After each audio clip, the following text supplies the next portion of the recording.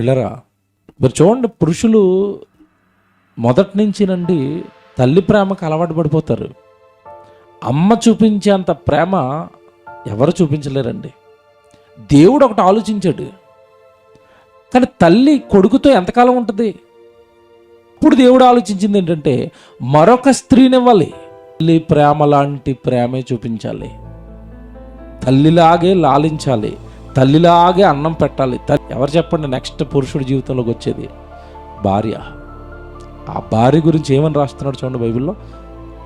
సామెతల గ్రంథం 19వ అధ్యాయం 14వ వచనం. సుబుద్ధి కలిగిన భార్య యెహోవా యొక్క భార్యను కన్యాదానం చేశారట. తన కుమార్తెను తన కొడుకుకి దానం చేశారట. సుబుద్ధి కలిగిన భార్య యెహోవా యొక్క దానం. అంటే నీకు భార్యగా తన కుమార్తెను దానం చేసింది ఎవరిప్పుడు?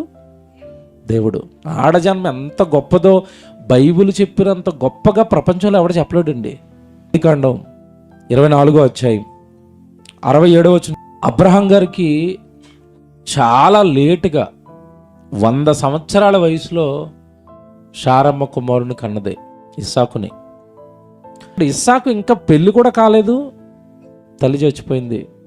ఇప్పుడు తల్లిని పోగొట్టుకున్న ఇస్సాకు మరలా బాగుపడాలి అంటే మరో స్త్రీ దిన జీవితంలోకి రావాలి. స్త్రీ జన్మ యొక్క విలువ చూడండి. ఇస్సాకు కంటే నిజంగా దుఃఖం దుఃఖం దుఃఖం దుఃఖం. అబ్రహాం ఎంత తెలివిగా ఆలోచించాడంటే ఈ దుఃఖాన్ని ఎవడు పోగొట్టలేడు, ఈయన జీవితంలోకి మరొక స్త్రీ రావాలి. తీసుకొచ్చారు. ఎవరు వచ్చారు అంటే రెబ్కా. చాలా ప్రేమ, చాలా బాధ్యత, చాలా మంచిది రెబ్కా. రెబ్కా వచ్చింది, ఇస్సాకు పరిగ్రహించాడు. ఆమె అతనికి ఏమైపోయిందట అంటే యాక్సెప్ట్ చేశాడు. నువ్వు నా భార్యవు అని ఒప్పుకున్నాడు. అతడు ఆమెను ప్రేమించెను. అప్పుడు ఇస్సాకు తన తల్లి విషయమైన దుఃఖ నివారణ పొందెను. నేను అసలు పిచ్చోడిని అయిపోయానండి మాట చదివినప్పుడు.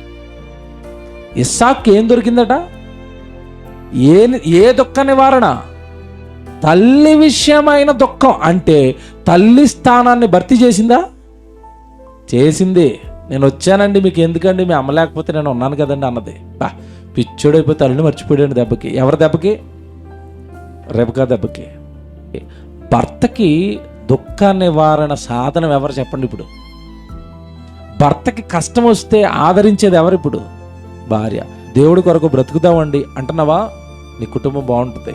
నువ్వు నీ కుటుంబానికి, సమాజానికి వరంగా మారిపోతావు.